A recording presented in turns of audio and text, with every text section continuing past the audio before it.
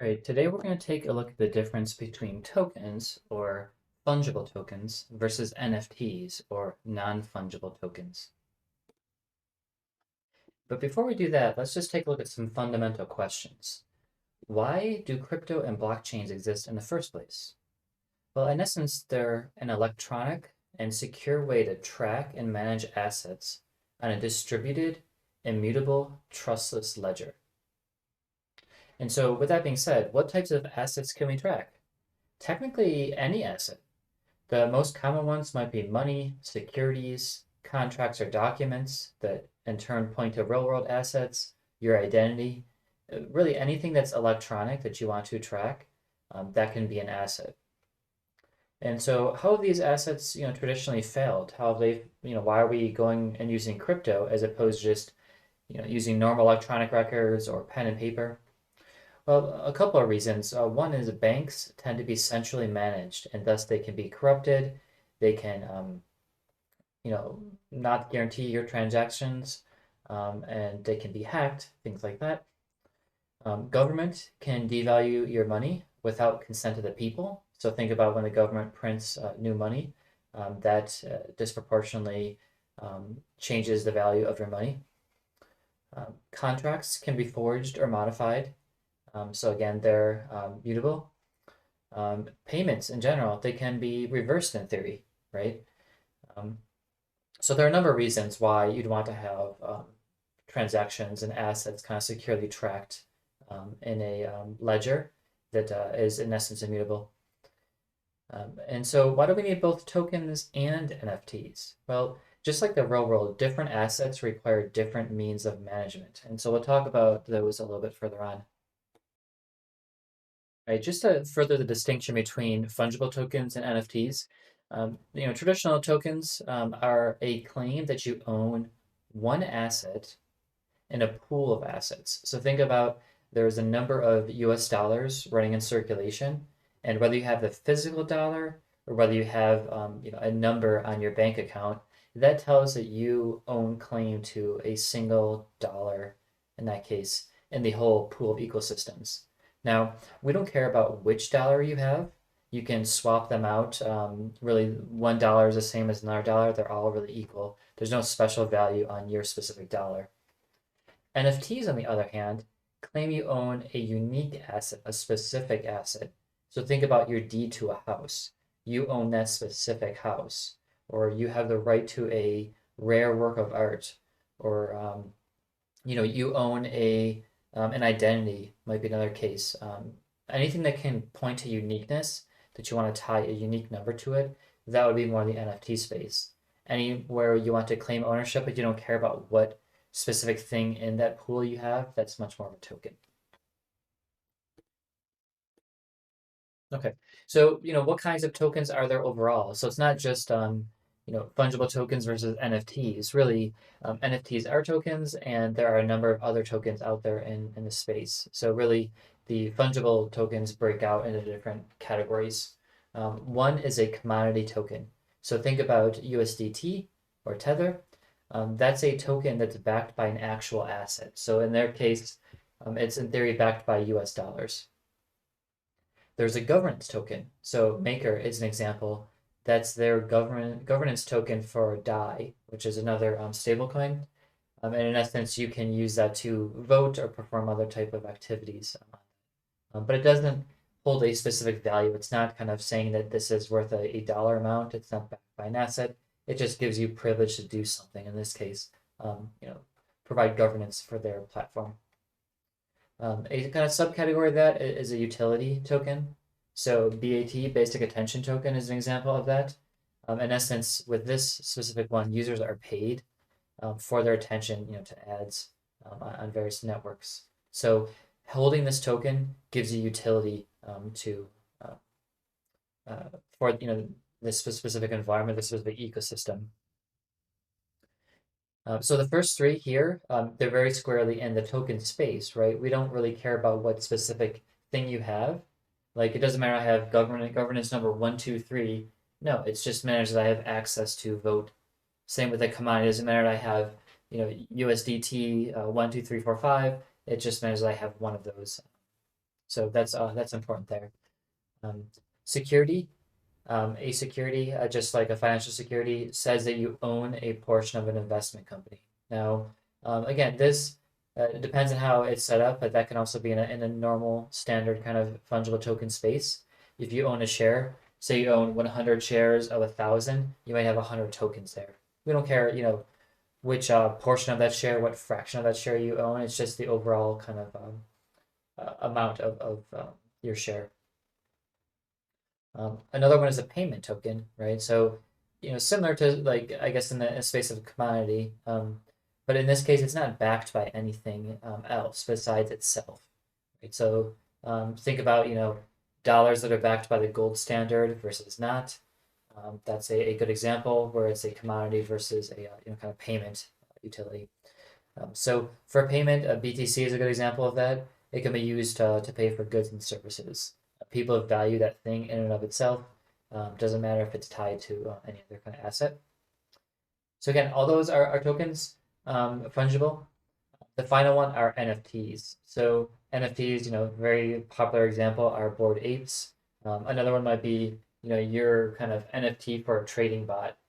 So you have, specific access to that thing. And again, with the Bored Apes, because that is somewhat of like a membership to a club, they are granting you kind of a specific ticket. And so whenever you get into that kind of space, whether it's a ticket or a membership or things like that, usually you want uniqueness on that because that thing should not be shared, so to speak.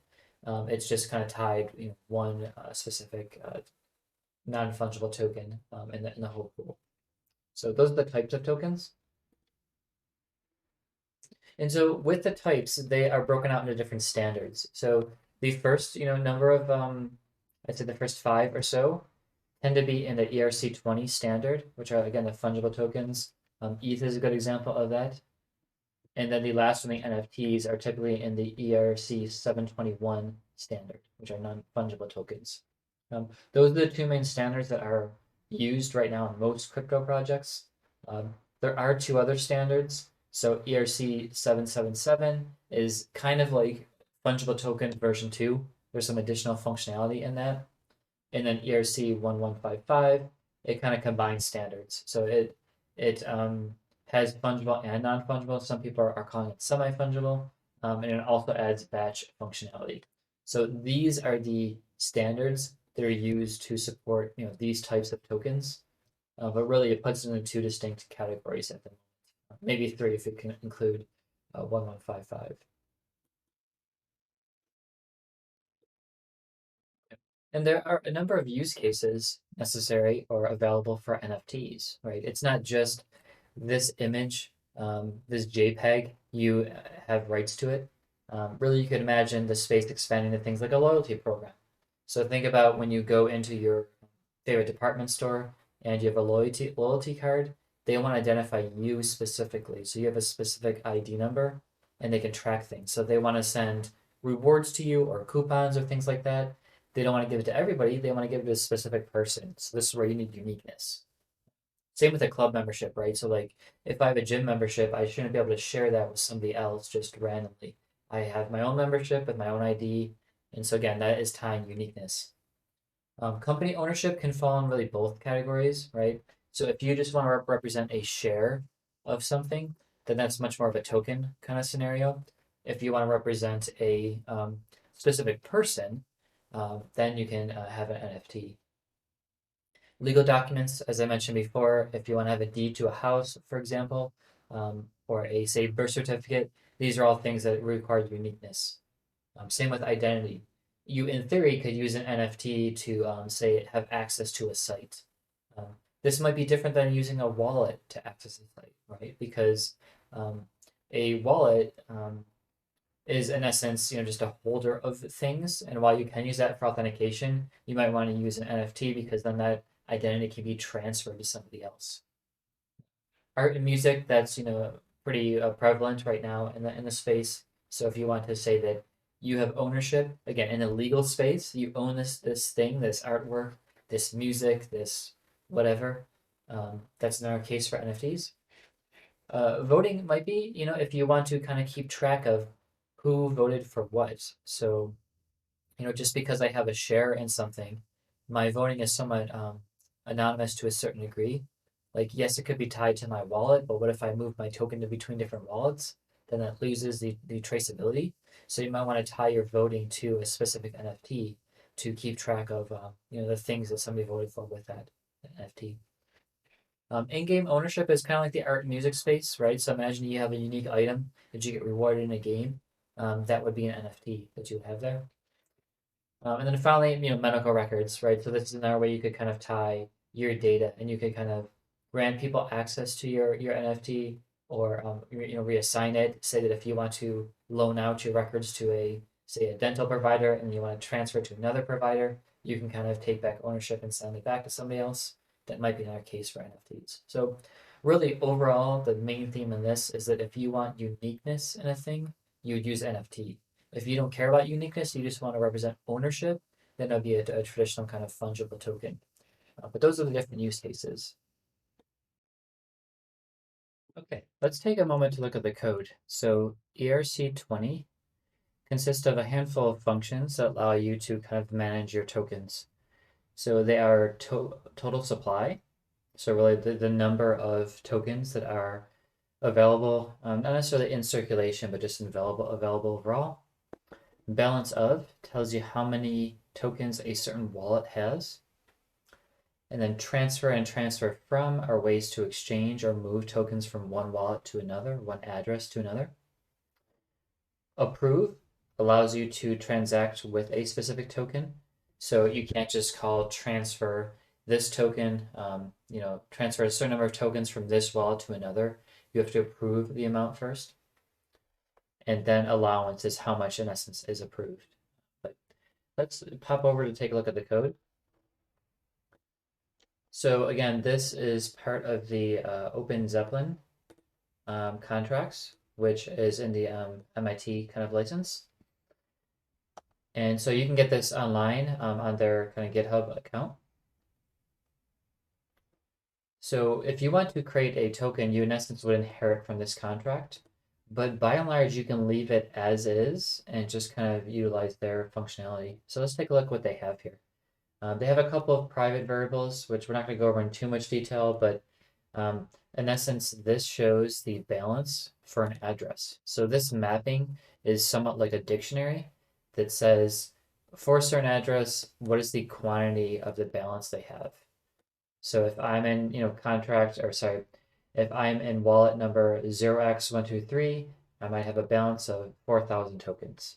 And another address, 0x456 might have a balance of, 10,000 tokens. Similarly, with allowances, it does a dictionary of dictionaries, right? So there's double kind of mapping here.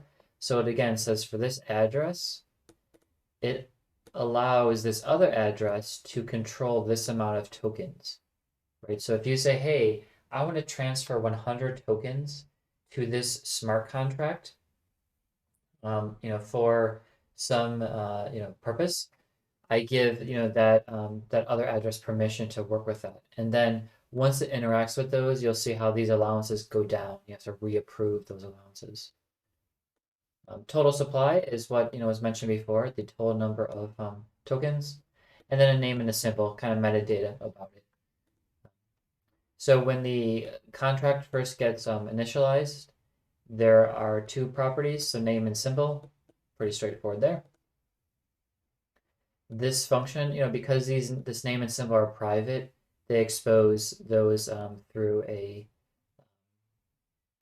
public function to get the name and the symbol. Decimals I didn't mention before, but in essence, all of the values are stored as unsigned integers. And so basically you say the number of decimals that you want. So basically if this says 18, then if you wanted to have 20 tokens, or so let's say 25 tokens, it would be represented as 25 and then 18 zeros after it, right? So there's kind of an imaginary decimal place there, and that's how it handles the decimals. This total supply, again, because these are private internal variables, it exposes that through this public function for total supply. Balance of says for a certain account, what is my balance? And it uses that dictionary that we had up at the top here. So basically just doing the lookup in that dictionary for a certain account and returning that value. And the interesting thing about these contracts, or the Solidity language in general, is if there was no value in here, this will default to a default value. Um, so it's not necessarily returning a null. I think in this case, it'll just return a 0. So that's for balance of transfer. So again, this is what how you transfer two different addresses. So if I want to transfer my contracts to another, I would say transfer to this other address that I'm sending to, and what is the amount that I'll transfer. And so you can see this calls another internal method, which says who's the owner, which is calling message sender, which if you look at this, sorry, let me find the definition of that. It might be in a subcontract here. Yeah, you know what, this probably inherits from, yeah, the context. So the message sender is just really just the person that sent the message to the contract. So that's whatever wallet interacted with this contract. And it's saying, okay, here's the owner, so this is from, and this is to, and this is the amount. And so very similarly, there's a transfer from, which has a from to an amount, right? Which basically, does the same thing. It transfers from and to an amount, just like up here, from to an amount. But it does the extra check of saying, do you have the allowance? Because you're sending on behalf of somebody else. Whereas this case, it's assuming that you are the owner, you're sending from your account. Because this is sending from some random from address, it checks if you have allowance to do that. And so before we look at the allowance next, we'll take a look at the transfer method here. This is a private internal kind of function. It does some safety checks to make sure that the address is not null. Runs a before token transfer, which I don't think this is implemented. So this is empty right here. And it's a way for you to you can override this in your contract. And this is just a simple way for you to override code if you want to do something before transfer and after transfer. It's like a hook if you're familiar with some other programming languages. The from balance, it just takes your balance in the from address and it makes sure that that balance is greater than the amount that you're sending. And then it basically takes that balance and decreases it because you're decreasing that amount. And then the to balance is increasing it. So it's just doing in essence, like an accounting journal kind of move. It's moving it from one to another. It's emitting a transfer event. So this transfer event up here.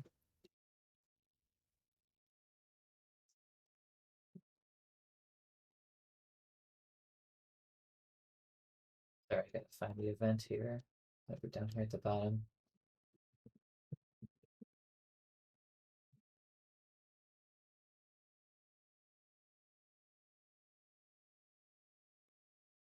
Okay, that might be defined in a child, but basically it's just sending the address of where it's setting it to. And again, an after token transfer, just like the before token transfer. And again, this is happening in the transfer method. So that's really it. So that's why like nothing in here is unique, right? So it's just updating balances. It doesn't have a unique ID on these tokens at all.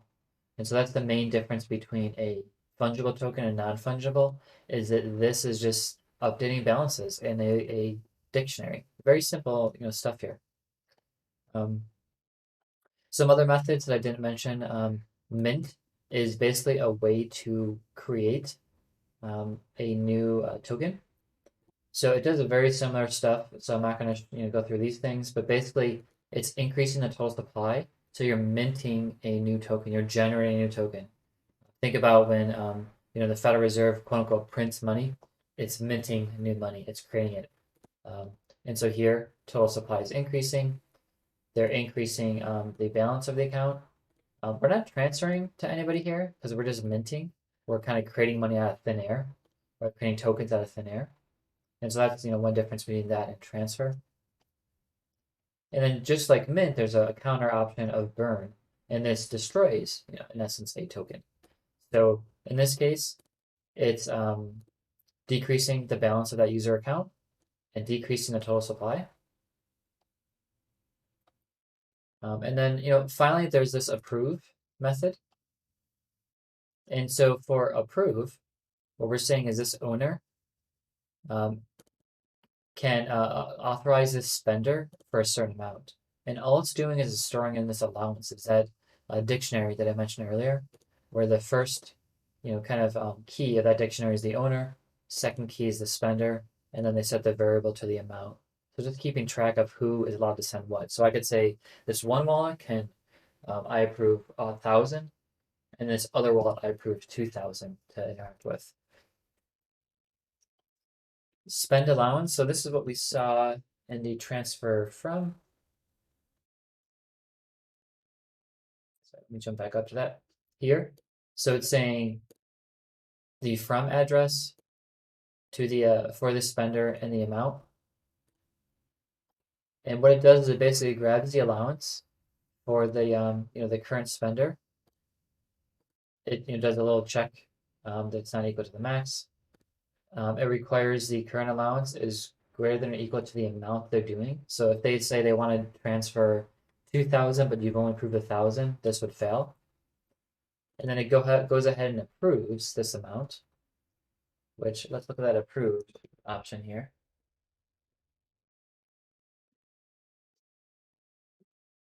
And the approve, basically just approves the specific amount, again, for the owner, spender, and the amount.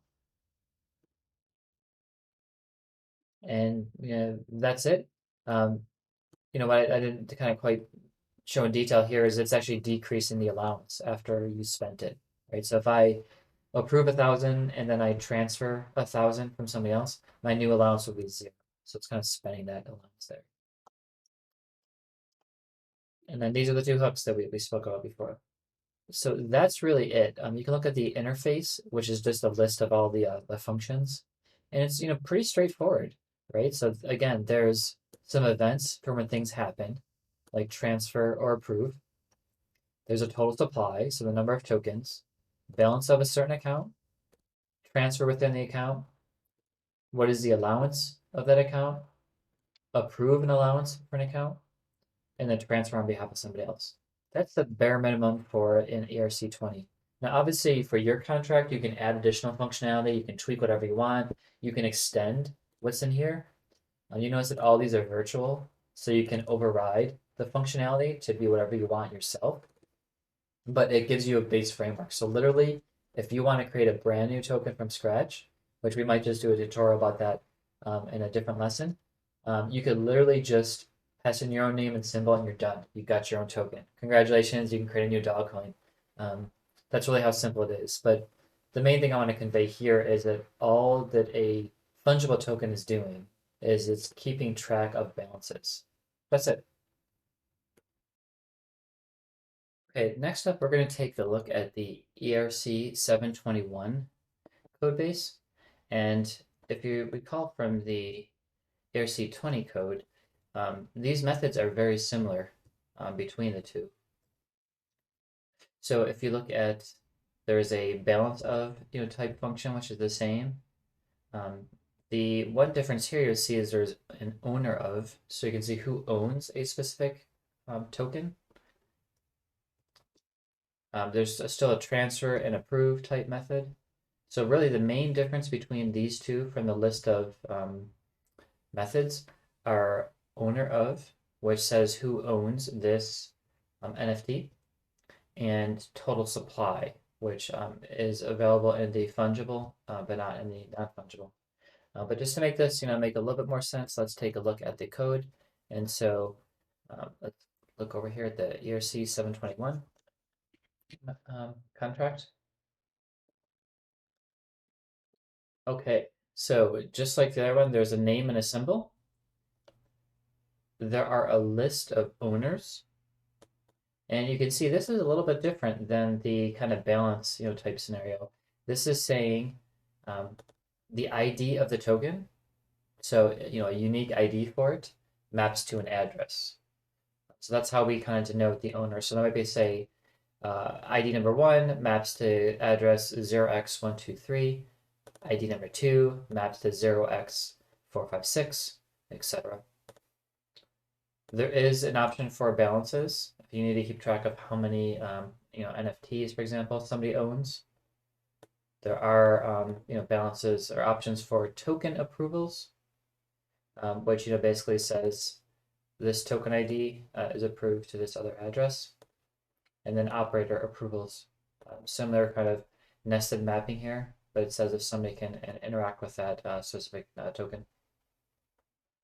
Constructor is the same as before. There's a name and a symbol that gets passed in. That again there's the time of creation. We're going to skip some of the helper functions just because it's not really relevant to this comparison. So I'll skip the supports interface. So balance of, same as before, really no difference. Owner of is very similar to balance of, but it basically says who owns a specific token ID, and it'll tell you the address. So that's new. Name and symbol, again, are just wrappers, like we talked about before. Token URI. So this is where the whole, link to a JPEG, for example, type scenario comes into play. But really, it's just a URI that retrieves some metadata. So it doesn't have to be an image. It could be, a list of attributes. It could be a document. It could be whatever, data you want. So you pass in a token ID. This makes sure that it has been minted before.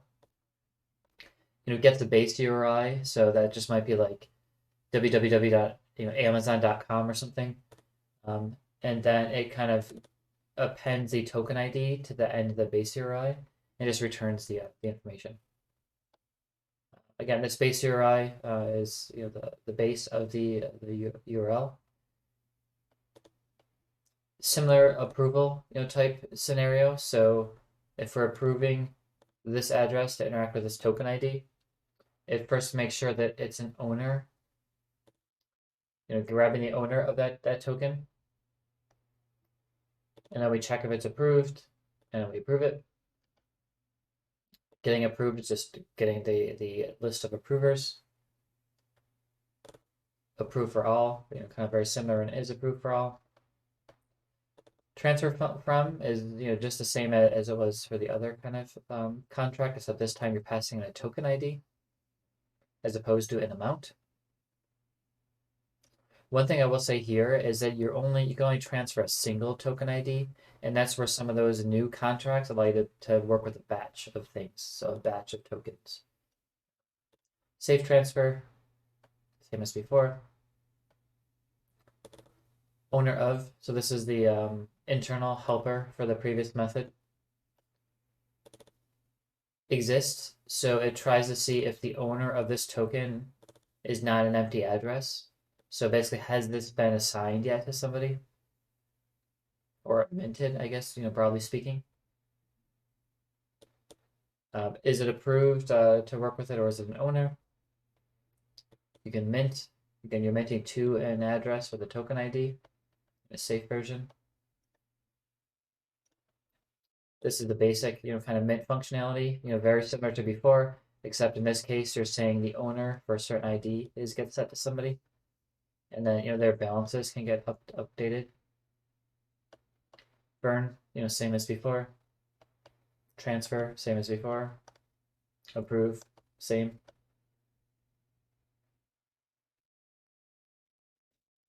We're going to skip over, some of these kind of base things.